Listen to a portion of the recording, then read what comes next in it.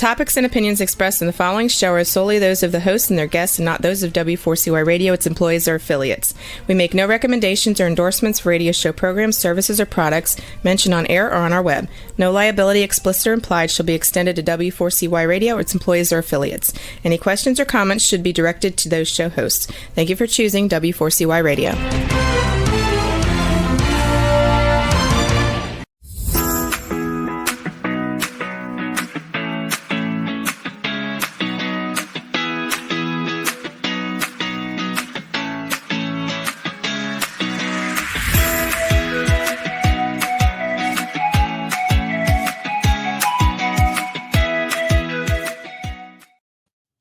Hi, and welcome to Learning to Dance in the Rain.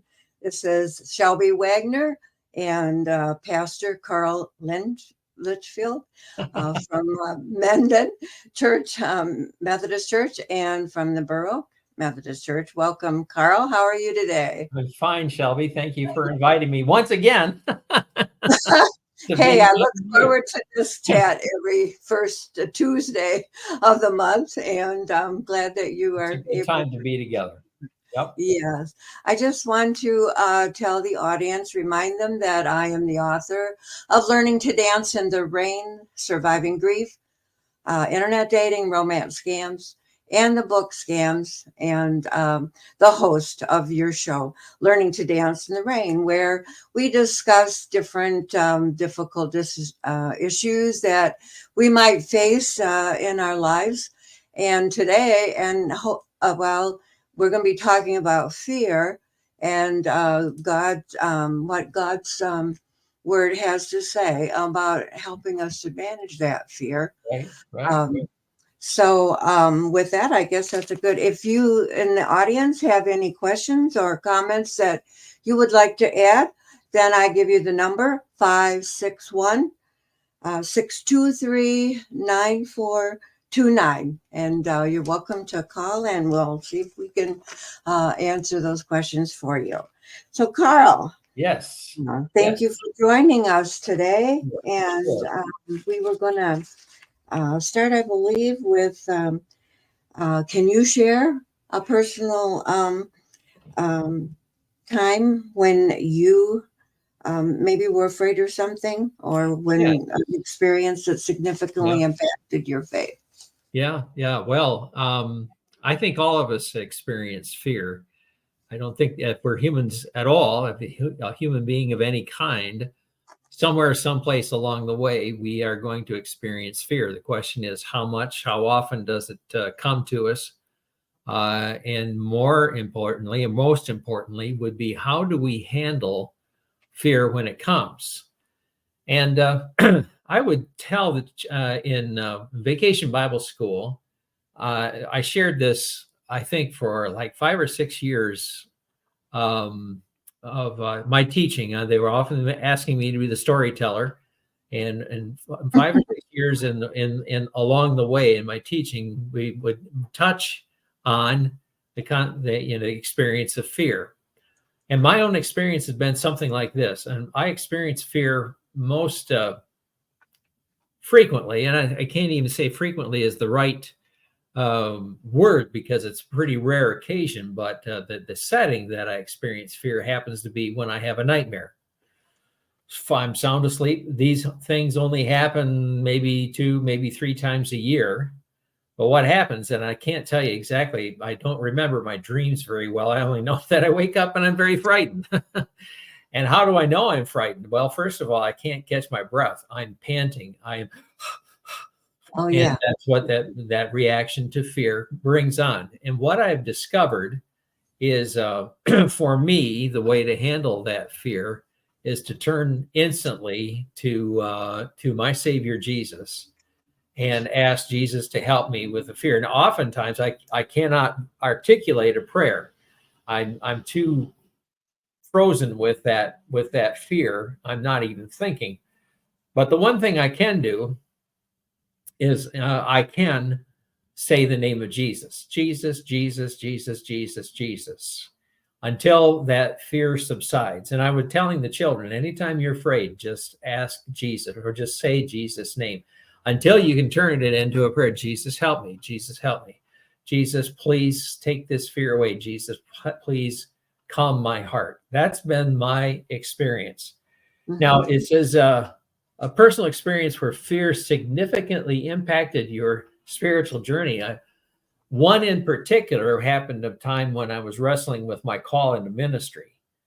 And I had a fear, a couple of different fears about becoming a pastor and what would that be like to have the responsibility of a whole clergy career of speaking to God's people, counseling them, the responsibility of caring for them in a spiritual way. And one thing I was afraid of when I began was that I had not lived well enough. I had not lived long enough. And I was afraid that I lacked lifetime experience to be able to speak authoritatively to people, many of whom were at that time in that stage of my career would be much older than I, much more experienced. Who am I to tell them what to do? Or who am I to advise them about what is important? So I was afraid I didn't have the life experiences that it would take to be able to preach well to congregations. I was afraid I didn't have enough sermon illustrations based on my life experience. I thought, what are you ever going to say? What have you ever going to say? What I've discovered is I didn't have to worry about what I had to offer, because the riches that are found in God's word, all you had to do was go study the scriptures for it that you've selected or are challenged with it. You know that this is what you need to be preaching to your people. I'm telling you, everything you need to say is found in the context of those scriptures. I really haven't run out of anything to say yet so far after 41 years in ministry and continuing on. Now, the second thing was an overall fear that I had. Would that be somehow, some way? I was not really called to ministry. I had misinterpreted the call somehow, some way. I was not intended to be a pastor. My fear was that I would end up in the ministry and that I would do a terrible job of it. And my fear was that I would be a church killer, that I would show up and church attendance would precipitously decline and people would flee and only a few would hang on afterwards and that sort of thing. And I would be moved from church to church to church, just bringing disaster everywhere I went. That was a big lie that Satan was trying to thrust down my throat right then. I was afraid I'd be a church killer. Well, experience has proven that it really that has not proven to be true. The fear that I had before I started ministry, what would I say in sermons, and was I a church killer? Neither of those fears have played out. But when I was wrestling with a call, it very nearly stopped me in my tracks. I didn't have enough faith to believe that God would really call a guy like me. That was the real bottom line. I just really didn't believe that God would call a guy like me. So there was that had a significant impact on my faith and my walk with the Lord. Mm-hmm. Wow. Seems like there are a lot of challenges. I'm sure that a lot of different people have when they're asked to do something, whether they think that they are good enough to handle that. And it's not just clergy; it's all folks in the church or all walks of life. Right. But any of us could say, "Well, I've never done that before." Mm-hmm. And so therefore I cannot do it. I don't know how to do it. Mm-hmm. Where would I begin? We're afraid of trying and failing for it, probably. Right. And then I think that's any walk of life. Anyone. Right. Well, I think I said almost the same thing when producer Dean Piper called me and suggested I start a podcast. I said I wouldn't know what to say. He says, Shelby, you've lived a long life. He says, I think you have a lot to say. Uh-huh. And, I think you found that to be true, haven't you? Yeah, it's proven true in your part. So, yeah, well, I think this is number 37 or episodes. All right. Since the day after Christmas. Well, way to go. Way to go. I'm still here and we're still here. And I really thank you for helping me Sure. with us It's a too. privilege. So, yeah. So, fear is a basic human trait, right? You're right. Yes. Right from the beginning, we automatically, when we're faced with a serious, like a bear or Right, a wild animal, I mean, right. that fear is going to be there, and I believe that's a rational fear, right? To Right. I be think that afraid of, for self-preservation, it is a healthy fear. right? We should be fearful and cautious when confronted with such a thing. We've got to protect our life. Fear can be a good thing. Yeah, that when I lived in Tennessee, there was a woman, I believe, killed in the Smoky Mountain National Park by a bear, Oh and no. apparently there were maybe it was two different situations, but one of them, the people were out there trying to feed these baby bears or whatever, Oh and in no. one of the parks, and I thought, where when I think back on it, I think, where was their fear? Didn't they know that that was something to be afraid of? And they Mother maybe should, bears are notoriously fierce about protecting their cubs. right, right. And so sometimes um, maybe I don't know if those people were just not thinking. That must be what it was How because often do we see these days about the visitors, excuse me, to Yellowstone and trying to pet the bison, the buffalo, and people getting Mhm. hurt, and because they think they're right there outside my car, they must be safe, they must be domesticated, and no, these are still wild animals. And time again, they say, do not get near them, do not get out of your car, do not approach them. And yet we see these videos of people doing exactly the same thing. It's exactly the opposite thing they should never yeah, do. in what is it they call it? Oh, I can't think of the word right now. When you think that it's never going to happen to you, Ah, all right. Mm-hmm. you know, whatever. But anyway, so it said fear is an emotion that will always find a way to creep into our lives, but it's our response to that fear that defines I us. see. Mm-hmm. I think Okay, the response. Yes, exactly. very good. Yeah, Uh, and there were rational fears I was reading about right. and irrational fears. So I think Right. rational fears would be to have that some fear for some of these wild animals that are going Right. to, that's their Mhm. natural instinct. A rational fear if I find myself standing on the edge of a tall building, I have that rational fear of falling, and I Mhm. want to remove myself from that risky place, and that's a rational fear. Right. And I was reminded this morning how back when I was about probably about 15. I was not a good swimmer. I didn't know how to swim Uh, really back in those days. okay. But we were in Arkansas, and my cousins and my uncles took us to a swimming hole, which was like under a bridge. Okay. And the kids at my uncles all checked it out and said it was safe for them to dive off of, the whatever that comment, that cement thing that holds the bridge up is called. The And, abutment. The you know, cement about abutment. And Yeah. so they were all jumping off of that. I think I was a little older even. I think I might have been around 18.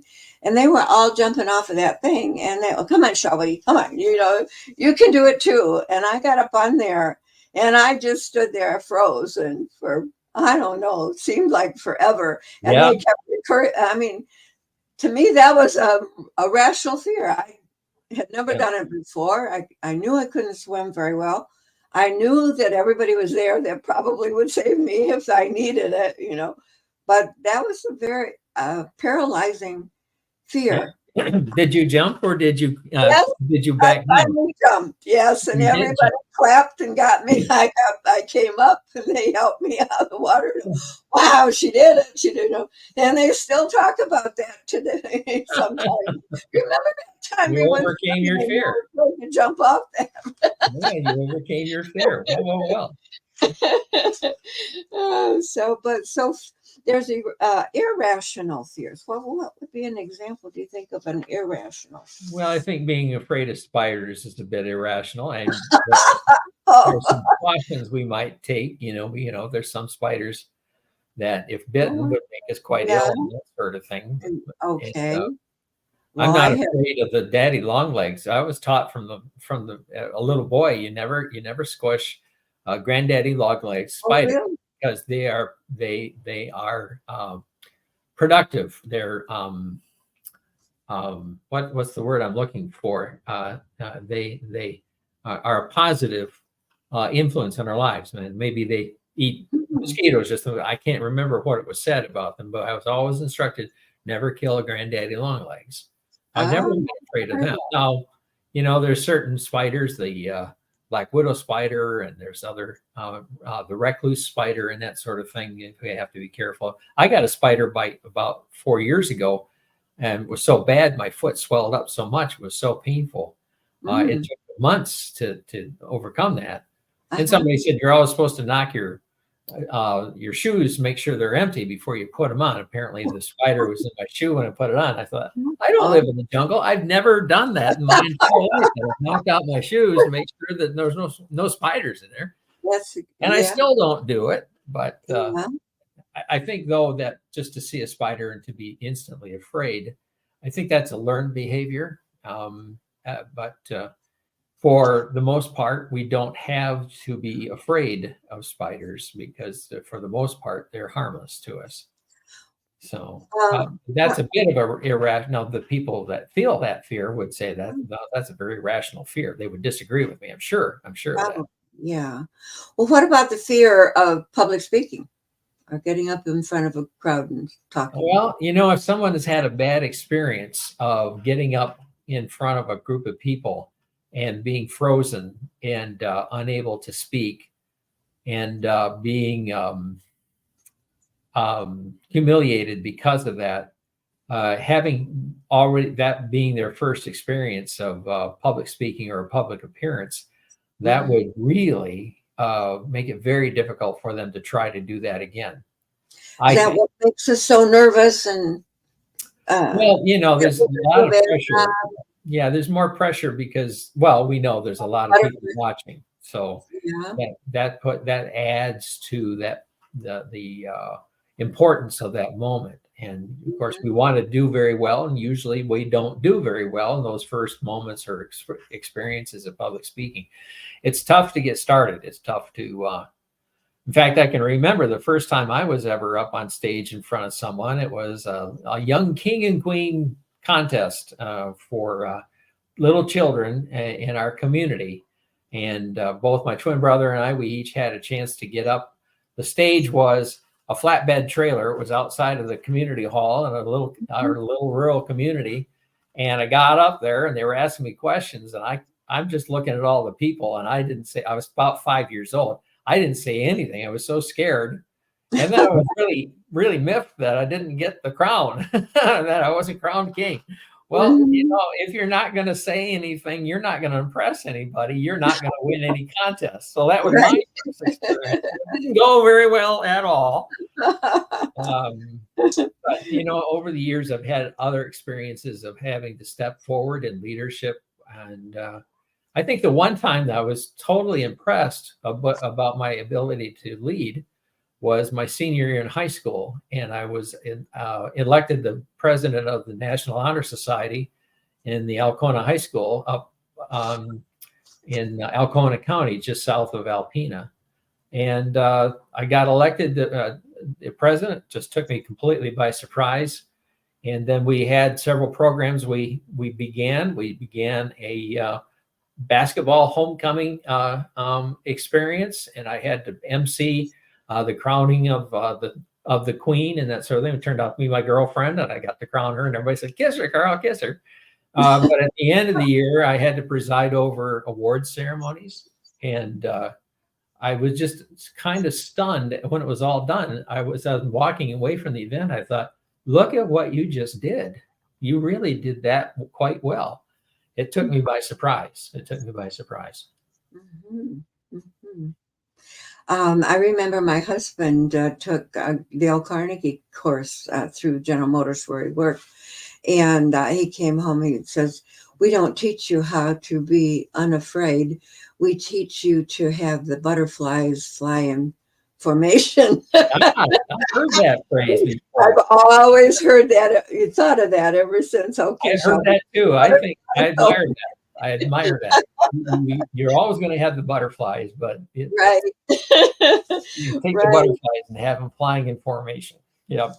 So I think maybe the fear of rejection or the fear of failure probably comes into that fear of public speaking a lot. Yeah. Well, on a personal level, when I used to go to dances, especially when I was in the military and I had really short hair, if I went to ask a girl to dance, almost every time I was rejected.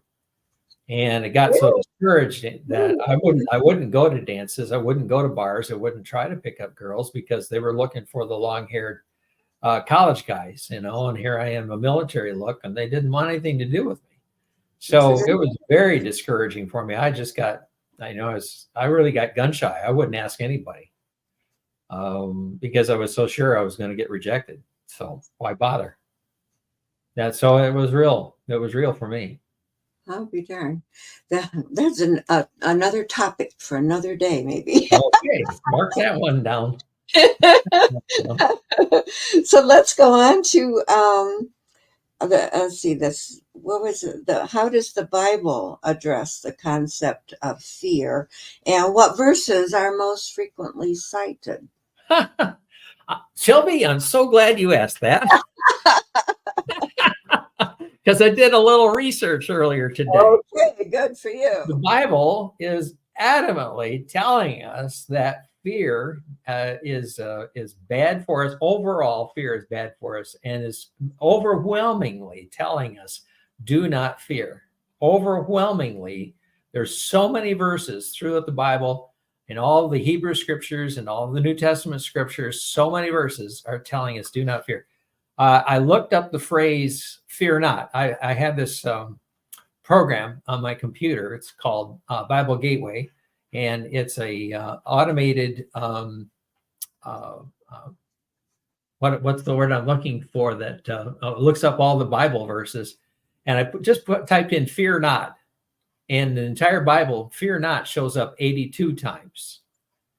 And then I put in "do not fear," and that shows up in the Bible 45 times. And then I typed in "be not afraid," and that shows up 97 times. And then I typed in "do not be afraid," and that shows up 81 times. Now, I didn't add those up, but we're almost to 400 times individually that we are told to not be afraid. And then I thought, on the other hand, there are many times when we are given the encouragement to experience peace. Be at peace comes up 14 times. Peace be with you comes up 22 times. And it was asking the question about what verses are most frequently cited. I'll tell you the verse that most especially changed my life, because I was so afraid that God wasn't going to love me. I didn't know about God's grace for me. And this verse that I found a long, long time ago has been a life changer and a life saver for me. And it's 1 John chapter 4, verse 18. There is no fear in love, but perfect love drives out fear. And goes on to say, because fear has to do with punishment. The one who fears is not made perfect in love. But that first part was the most important for me. There is no fear in love, but perfect love drives out fear. To me, for me, it has been the most significant Bible verse that honestly, it changed my life, because I realized I was still afraid that God wouldn't love me, that when it came time to go to heaven, and that God would say, "Oh no, you didn't make it. You weren't good enough. You're not perfect yet." And I just didn't know and understand about God's grace. And I was so afraid all the time that I would miss the boat.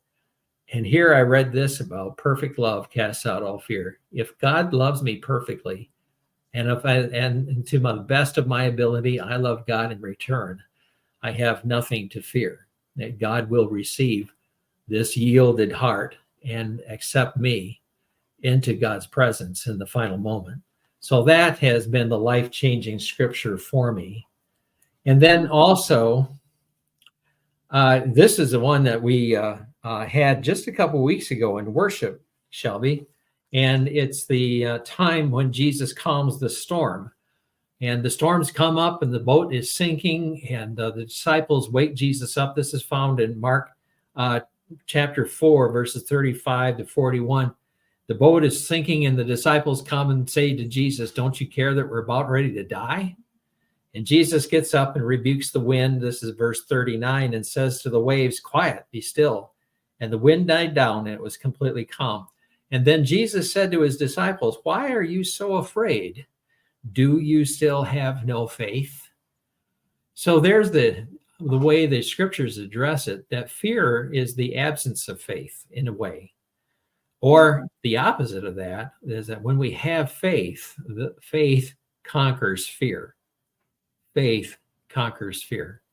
So this is, to me, the most significant passages that speak about handling fear in our life, how faith helps us to and delivers us from the experience of fear. So that's what I came up with when I took a look at that question this morning. I think the Bible is saying overwhelmingly that we are called to leave fear behind and live by faith. So, Was it yesterday or last week that, let's see, there's something forming in my head here, but that's, yeah, that you talked about faith conquers fear. No, something, there was a chance you had to help somebody. Oh, there's the little boy. It would have been, it wasn't a courageous time at that time, but then the next morning you felt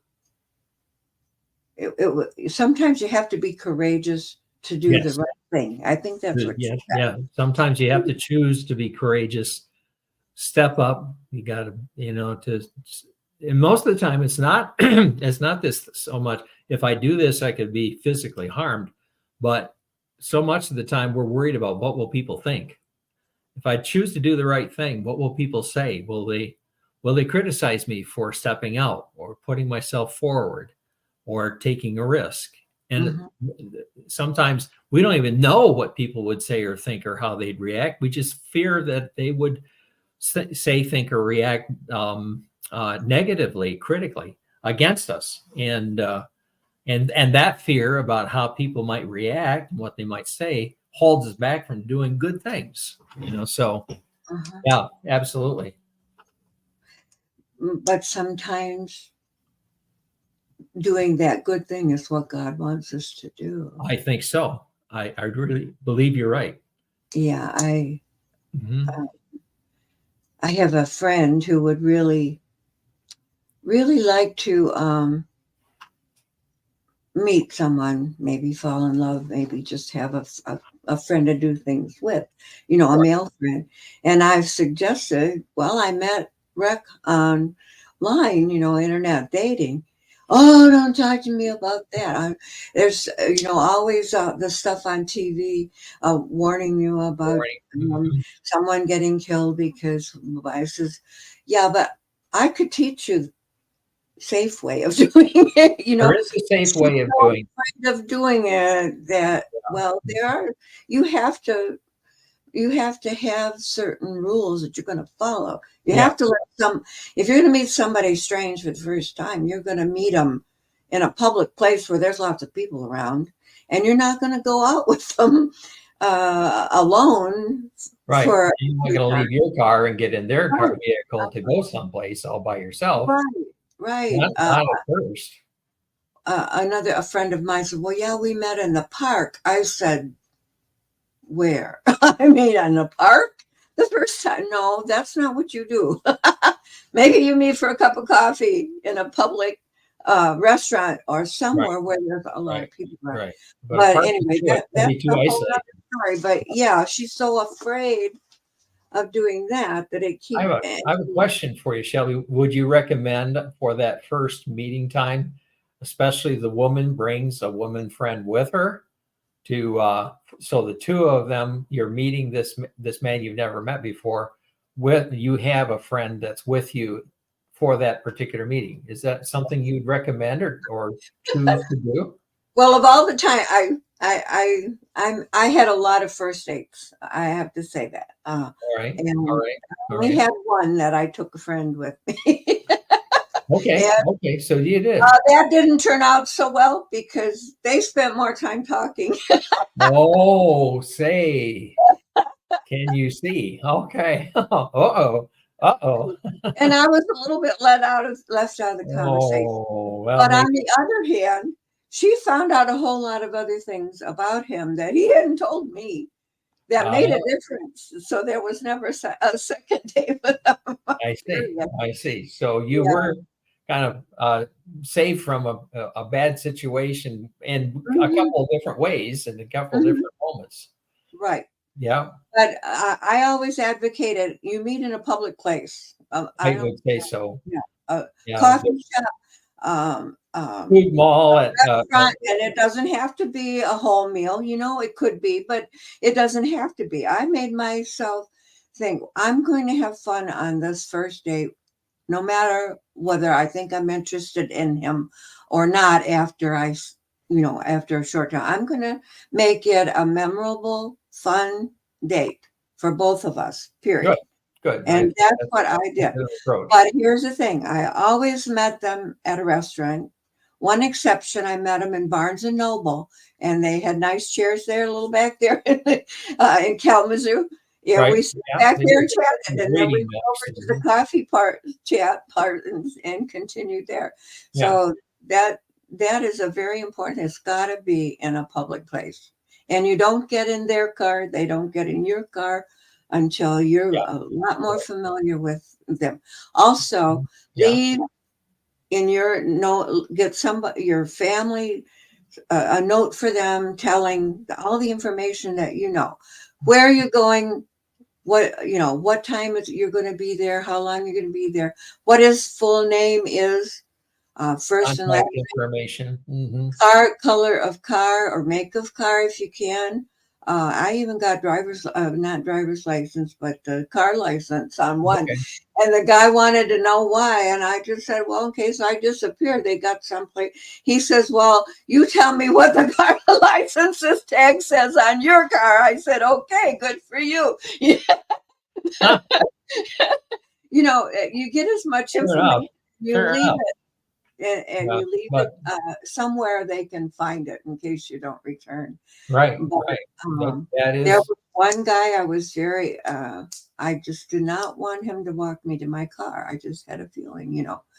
So I asked someone I just said no thanks. You go ahead and get in your car. I'll be okay. But of course I always met him in the daytime. It was never after dark. right. We always I met see.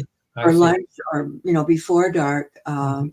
And there's quite a few different rules, that you really have to watch out for. But yeah, Hey, I because you were- really feel bad that she's so afraid that she won't even try it. And yeah. But I would so, say your rules are keeping you safe. And mhm, so because you have those rules and you're careful and cautious in that regard, that you do not have anything to fear.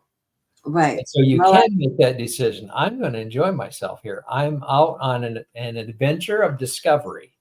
right. And I'm going to make the best of this. And I think that I still can enjoy this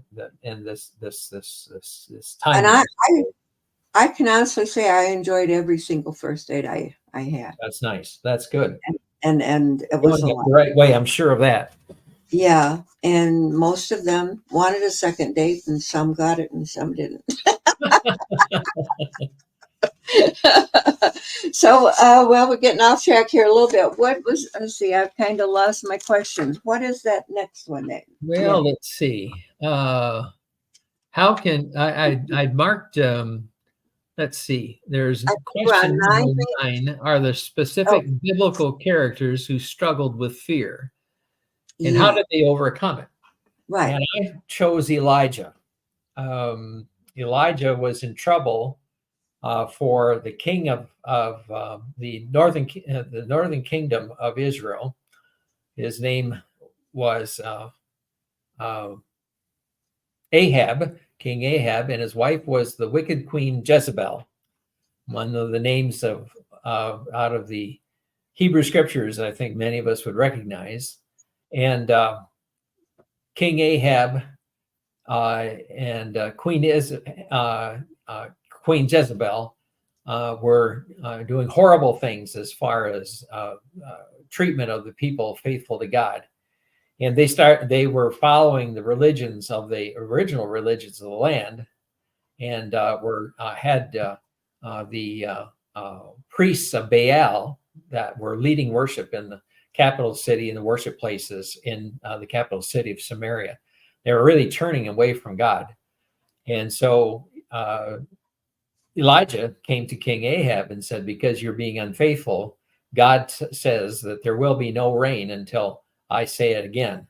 And so for 3.5 years, there was no rain. And there were terrible drought.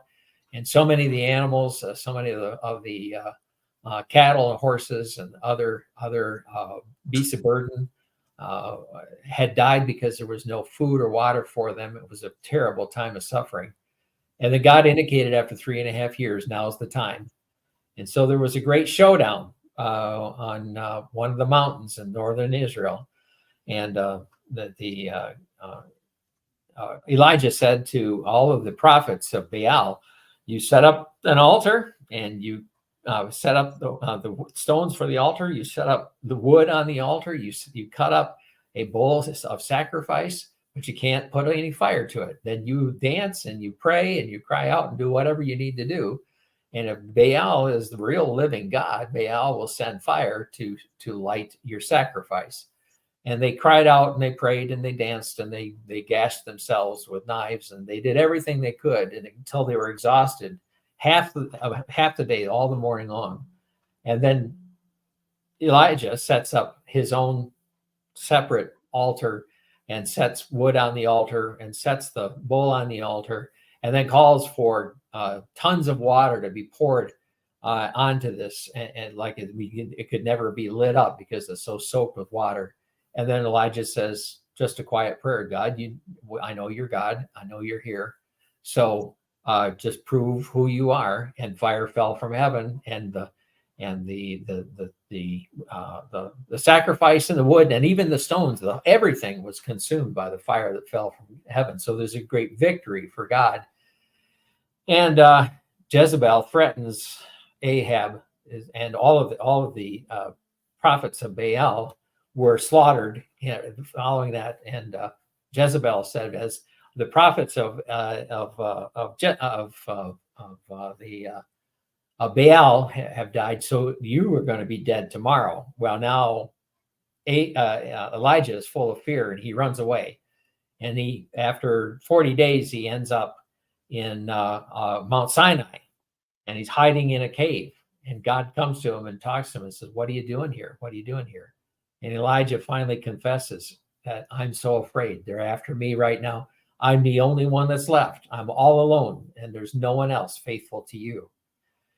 And God says, hey, here's your marching orders. You got to anoint your successor. You got to anoint a new king over Northern Kingdom, and all of these other things. And he says, and I have reserved 7,000 who have never worshiped Baal. They are 7,000 in all of Israel that are still faithful to me. You are not alone. You are not alone.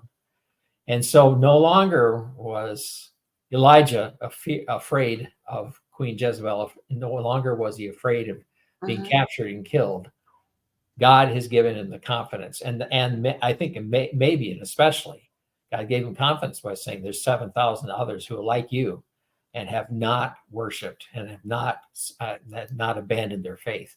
And I think that alone reinforced Elijah's determination to get back into the swing of the ministry that he was called to do. There are times when faithful people do get discouraged. There's times that we think everything's falling apart. There's times we think, how are we ever going to get out of this? We look at this earthly circumstances around us and we think there's no heavenly way we can get through it. And then God says, oh yeah, watch this. I think God acts when we're discouraged. God acts to show that God is still in control. To me, that is out of question 9. There are specific biblical characters who struggle with fear. Elijah is just a great example, but there are many others who were called and they thought, I could never do that. King Saul, when he was called, he thought, oh, I'm not anybody, I'm not nobody called to be king. And yet King Saul was able to serve and to start the reign of kings in the land of Israel. There are many of the judges in that Old Testament book that they were called and they felt that they were unqualified. How could I be a leader? And yet God empowered them to do what was necessary. The initial call, I think, is most often felt with, gosh, I couldn't do that. Why are you calling me? I'm afraid. So really, we come out, our calling hits us and puts us in a place of fear and brings us out, hopefully prayerfully, into a place of confidence. I like what you said in the very beginning today about when you were trembling with a nightmare or whatever, and all you could get out was Jesus. Jesus. Just the name. Yeah. Have you got any other suggestions for prayers or meditation that can help us to overcome fear? I like repetition types of prayers. There are times when, for me, I'm plagued by Satan coming up and reminding me of when I was particularly stupid, when I was particularly mistaken, when I really made an idiot of myself, or I misspoke myself, or was humiliated because of what I had done, and did it. So people knew that I'd done such an awful thing. I know I've been forgiven of that a long, long time ago. But Satan every once in a while comes around and says, hey, you idiot, do you remember when? And there's a story I can take you back to my kindergarten days. Where I look back and I think, why did I do such an idiotic thing? When Satan reminds me of those things, all I need to do is pray this little prayer, Jesus, help me. Jesus, help me. Because what Satan's trying to do is get me to regret and to despair and to be embarrassed all over again. And I know Jesus has already forgiven me. So I know that all I have to do is remind myself, Jesus, save me. Jesus, help me. And that reminder has gone away. I'll be honest with you. Anybody who's listening, Shelby, with you and anybody who's listening, I'll do that a dozen times a day. Jesus, help me. Jesus, help me. Sometimes it's for the things I did foolishly in the past. Sometimes it's like, what am I going to do in this next moment? Jesus, help me. Jesus, help. Yeah, I think those little prayers are probably the most effective ones. Probably the ones we say the most often. Like this, you reminded me once in a church in Arkansas I was visiting, and they wanted to go around asking everybody what a memorable Bible verse was or something. Okay. And someone came up with Jesus saves. Oh. Mm-hmm. The shortest sentence in the Bible.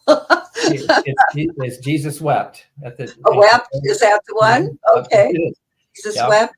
Jesus wept. It was the death of Lazarus. The death of Lazarus when everyone else was mourning. Jesus wept. Yeah. We're almost out of time, but I was talking to another fellow that's going to be, I'm going to interview him in a couple of weeks. And he was talking about different, being in a conference where there was I think at least one person from every religion that is of practice today. Okay. And because I had asked him, well, I had heard that, well, never, I don't want to get into that. But I had, oh golly, I lost my train of thought. He's going to this conference with all these other faiths. What's the main difference between Christianity and Mohammed? Those who believe in Mohammed or Buddhism, Buddhist, or in it. What is the defining characteristic of a Christian? And do you know what he said to me? I'd be interested to hear. What? Grace. Oh. Yeah. Christianity is the only one that has grace. Yeah. The others, you're going to get into heaven by your acts and not by grace. So I like what he's saying. I believe he's right. I was curious what he'd say, and haven't heard it. I said, yeah, he's right. Yeah.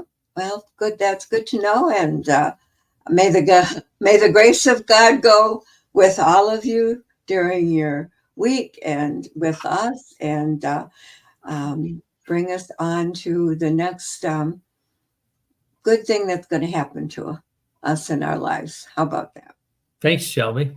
Thank you. I appreciate you being here. Hey. And I remind everybody, let's see, I think, this one will be shown on a week from tomorrow. So September the 5th. So, well, I can't believe we're in a new month. We'll be in a new month in a few days. Can you? I mean, I'm still back in January, I think. Well, at least June. It's summer, right?